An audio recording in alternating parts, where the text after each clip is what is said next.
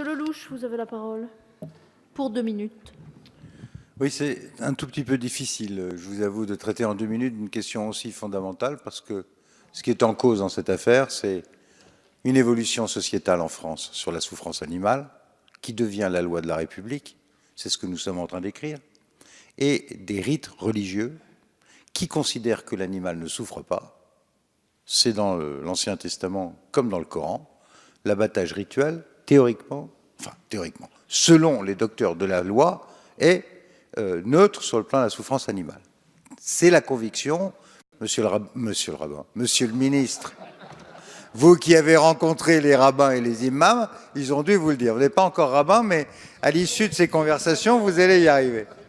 C'est l'heure tardive. Mais donc, vos interlocuteurs religieux sont convaincus qu'eux ne font pas souffrir l'animal.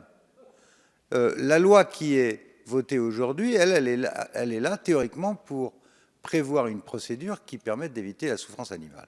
Le problème de la laïcité en France, c'est que nous n'avons pas le droit d'intervenir dans les rites religieux. On n'a pas le droit de déterminer ce qui est prié dans une église, dans une mosquée ou dans une synagogue. Là s'arrête la République. Est-ce que nous devons considérer que les règles d'abattage sont strictement religieuses, auquel cas tous ces amendements n'ont pas lieu d'être? Ou est-ce que nous considérons que ces modes d'abattage rituels s'imposent au-dessus de la loi de la République? Et là, nous avons un vrai problème politique. Comme je n'ai que 2 minutes, je ne répondrai pas à la question que je viens de soulever. Merci, monsieur le député. Madame